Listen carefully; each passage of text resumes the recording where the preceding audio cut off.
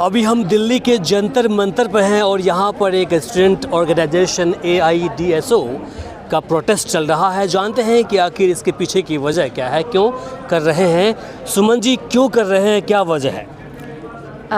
इस प्रोटेस्ट से पहले 27 से 29 नवंबर तालकटोरा इंडोर स्टेडियम में AIDSO का 10th ऑल इंडिया कॉन्फ्रेंस जो है सक्सेसफुली कंप्लीट हुआ है।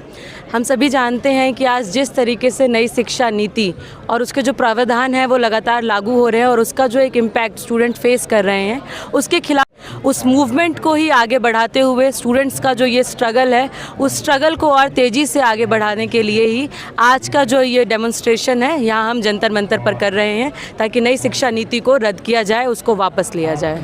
ये जो शिक्षा नीति है वो क्या है? नई शिक्षा नीति जो 2020 में लागू की गई है, हम बहुत ही आसान शब्दों में उसको प्राइवेटाइजेशन, कमर्शलाइजेशन, कम्युनलाइजेशन का एक ढांचा बोलते हैं, क्योंकि उस शिक्षा नीति के तहत ही सीधा और साफ तौर पर शिक्षा के निजीकरण की बात की गई है। सरकार शिक्षा के ऊपर प्रति जो उसकी जिम्मेदारी है, उस जिम्मेदारियों से वो पीछे हटती जा रही है। और इसी जो उनकी जो ये बात है, ना केवल फंड की ही बात है, जो एक विचार के ऊपर जो एक अटैक है। नई शिक्षा नीति के प्रावधानों को हम देख रहे हैं, जिस तरीके से एक सेक्युलर साइंटिफिक डेमोक्रेटिक एजुकेशन का आइडिया हमारे देश के क्रांतिकारियों ने, हमारे देश के जो महान मनीषियों उन्होंने बिल्ड किया था, आज उस आइडिया के ऊपर अटैक है और नई शिक्षा नीति उस अटैक के ऊपर और बहुत बेहतरीन तरीके से उस अटैक को लागू करने की पूरी कोशिश कर रही है। एलैबोरेट कीजिए, किस पॉलिसी को लेकर आप लोग यहाँ पर प्रदर्शन कर रही हैं? देखिए, प्राइवेटाइजेशन की अगर हम बात करें तो सीधी साफ बात ये निकल के आ रही है कि लगातार सरकारी इंस्टीट्यूशंस में भी सेल्फ फाइनेंसिंग कोर्सेज़ को जो इस तरीके से इंट्रोड्यूस किया जा रहा है, लगातार जो फीस वृद्धि हो रही है हर स्तर पर।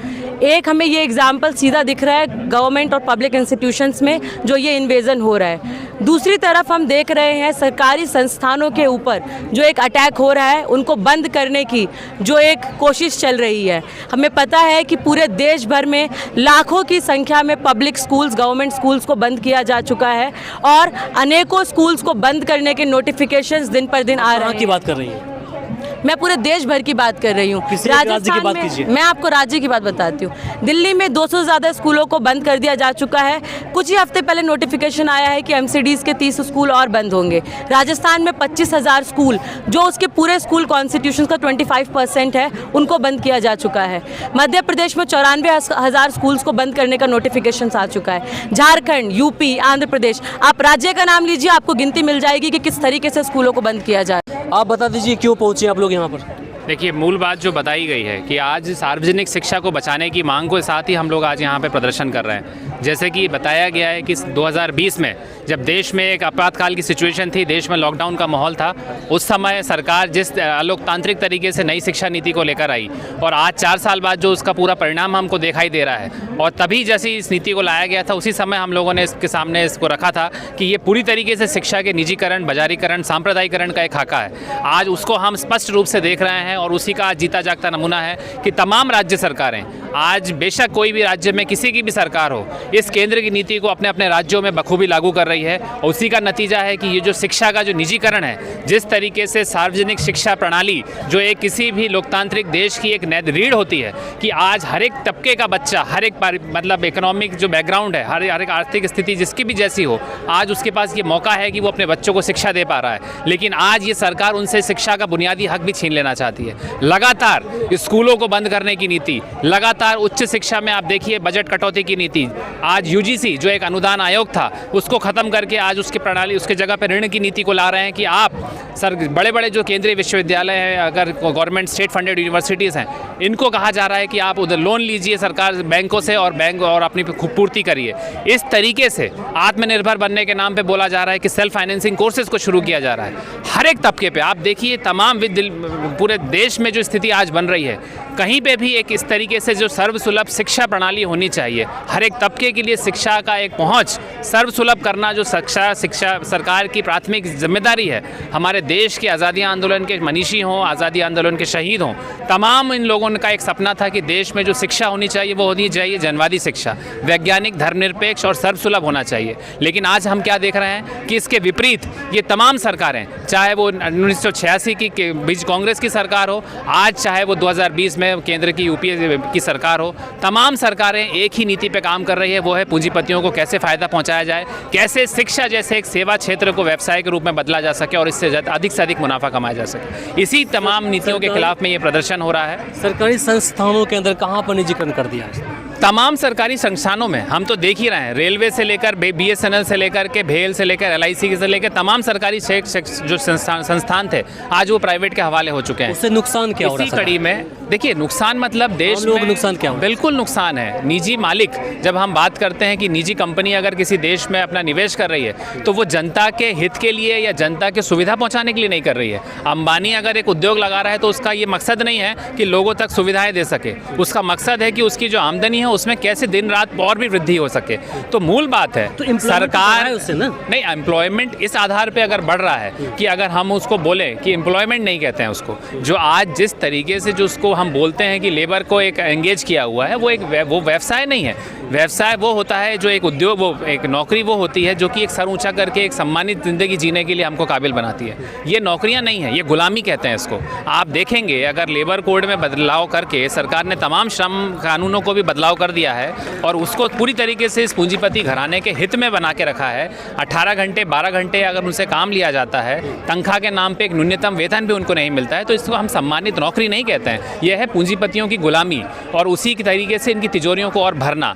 लेकिन जहाँ सरकार की बात आती है, हम क्यों बोलते हैं कि सरकारी संस्थान और सरकारी जो तमाम जो नौकरियों को जो लाना सरकार की जिम्मेदारी है, क्योंकि वो बहुत सारी चीज़ों को सुनिश्चित करता है। देश में अगर एक सरकारी नौकरी बची रहेगी, सरकारी कारखाने बचे रहेंगे तो लोगों का एक भविष्य सुनिश्चित रहेगा। उनको पेंशन मिलना है, उनके बच्चों का इलाज हो सकेगा, उनको तमाम तरीके की जो सुविधाएं जो सुनिश्चित की गई हैं, जो कि सिर्फ ऐसा नहीं है कि सरकार ने हमें दान में दी है, ये भी श्रमिकों के एक अथक प्रयास से, एक आंदोलन से ही उन्होंने जीत हासिल करके अपनी मांग हासिल की। खड़ा करते हैं ना कि देखो सैलरी तो अच्छे खासे उठा रहे हैं ये लोग, लेकिन काम नहीं करते, समय बातें नहीं है सरकारी जितने भी मुलाजिम हैं। नहीं, ये कभी भी हम सवाल नहीं खड़ा करते हैं। देश में तबका एक बना दिया गया है, इस बात को हमको बारीकी से समझना पड़ेगा कि सरकार भी जो एक नीति ला रही है उसको भी अपने तर्क संगत उसको एक रूप देने के लिए हर तरीके के एक प्रयास करती है।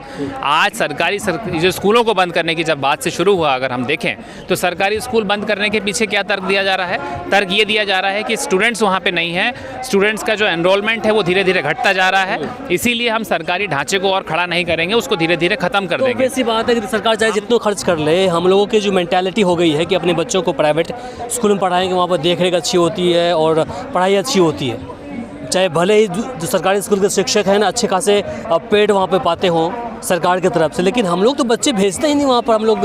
तो फिर ऑब्वियसली बात है, जब स्कूल के अंदर कुछ हो ही नहीं रहा है तो क्या करेगी सरकार, बताइए। इसके लिए जिम्मेदार किसको मानते हैं? क्या सरकार की? नहीं, बिल्कुल नहीं। सरकार की शिक्षा नीति, सरकार का मंत्रालय, सरकार का तमाम जो तंत्र है, इसको तो देखना सरकार का काम है। आप सभी जानते हैं आज से 20 साल पहले की भी स्थिति नहीं थी कि सरकारी स्कूल, सरकारी कॉलेजेस की प्रतिष्ठा नहीं थी। जो तमाम IAS अफसर आज बैठे हुए हैं, बड़े बड़े ओहदों पे आज डॉक्टर्स, इंजीनियर्स काम कर रहे हैं, आप अगर देखेंगे तो वो सभी सरकारी स्कूल के ही जो हैं वो प्रोडक्ट हैं। आज भी बड़े बड़े IIT, IIMs वो सरकारी हैं। तो बात ऐसा नहीं है कि सरकारी शिक्षण संस्थानों की स्थिति खराब नहीं है, अच्छी नहीं है या उसको ख़राब किया जा रहा है। उसको बहुत सुनियोजित तरीके से बनाया जा रहा है कि लोगों के अंदर से ये बात आए कि सरकार तो ध्यान नहीं देती है, सरकारी स्कूलों में तो बच्चों को पढ़ाना नहीं चाहिए। कौन नहीं चाहेगा कि अपने बच्चों को एक कम दाम में, कम मुफ्त में, अगर कम पैसे में अपने बच्चों को एक अच्छी शिक्षा मिल सके? तो कौन अगर ऐसा माँ बाप होगा कि नहीं कहेगा कि नहीं हमें तो निजी स्कूलों में पढ़ाना और ज़्यादा पैसा दे करके पढ़ाना? ये होता नहीं है। इसीलिए इलाज होता है, कमी को बता करके उसका इलाज करना सरकार का काम है, ना कि कमी बताकर उसको पूरी तरीके से ख़त्म करना सरकार का काम है। तो हम यही मांग कर रहे हैं कि इलाज करिए, सरकारी स्कूलों में बजट बढ़ाइए, उनमें टीचरों की नियुक्ति करिए। आज आप देखिए आज कहाँ है परमानेंट नियुक्ति है? जो हम बोलते हैं मोटी मोटी तनख्वाह उठा रहा है, कौन उठा रहा है? आप जरा थोड़ा आंकड़ा लेके आइए, आपको पता चलेगा कि कई राज्यों में स्कूलों में टीचरों में परमानेंट नौकरियां नहीं है, सब ठेके पे चल रहा है, सब कॉन्ट्रैक्ट बेसिस में टीचरों को भर्ती हो रही है, 6-6 महीने से तनख्वाह नहीं आ रही है। यह स्थिति सरकारी शिक्षकों की 5-7 सालों से ये नियम है, यही चला आ रहा है। धीरे धीरे ये जो सरकार की साजिश के तहत ही चीज़ों को लागू किया जा रहा है। मुझे सूचीबद्ध तरीके से आप आखिरी में बताइए कि आपकी क्या मांगे हैं यहाँ पर पहुँचे जो है? देखिए, बहुत स्पष्ट मांगे हैं, हमने पहले भी बताया है कि ये जो सरकारी शिक्षण, ये जो नई शिक्षा नीति है, इसको इमीडिएट रद्द किया जाए, क्योंकि ये सरकारी नीति जो है, जो राष्ट्रीय शिक्षा नीति है, वो पूरी तरीके से शिक्षा को बर्बाद करने की नीति है, शिक्षा के निजीकरण की नीति है, शिक्षा के सांप्रदायिकरण और केंद्रीकरण की नीति है। इसीलिए हम ये मांग करते हैं कि इस नीति को सर्वप्रथम वापस लिया जाए। ये जो क्लोजर और मर्जर मर्जर के नाम पे स्कूलों को बंद किया जा रहा है, इसको ख़त्म किया जाए। आज उच्च शिक्षण संस्थानों में जो बजट कटौती की जा रही है, यूजीसी को ख़त्म किया जा रहा है, उसको रोका जाए और सुनिश्चित किया जाए कि तमाम विश्वविद्यालयों में पर्याप्त अनुदान सरकार की तरफ से दिया जाए। बिना शर्त अनुदान देना सरकार का काम है, ये सुनिश्चित किया जाए। रोज़गार के अवसरों को बढ़ावा दिया जाए। महिलाओं बच्चियों पे जो लगातार अपराध हो रहे हैं, इसको रोक लगाया जाए। कैंपसेस में आज जो लोकतांत्रिक माहौल धीरे धीरे ख़त्म किया जा रहा है, इसको बचाने की हमारे लिए मांग है। इन्हीं तमाम मांगों के साथ आज हम यहाँ हैं और ये सिर्फ केवल एक प्रतिनिधि नहीं है, ये पूरे देश के 28 राज्यों से आए हुए वो छात्र युवा हैं जो कि पूरे अपने अपने राज्यों में भी इन मांगों को लेकर के आंदोलनरत हैं और इसी आंदोलन की ज्वाला को वहाँ पे भी ले हुए हैं। और आज हम इस आंदोलन को दिल्ली के जंतर मंतर पे भी इसी मांग के साथ कर रहे हैं। चलिए, बहुत बहुत शुक्रिया आपका। तो बाकी से लेकर आप क्या सोचते हैं कमेंट बॉक्स में लिखकर ज़रूर बताएं। इस वीडियो को अधिक से अधिक शेयर करें ताकि बाकी लोगों तक जानकारी पहुँच पाए। फिलहाल के लिए मुझे इमरान को दीजिए।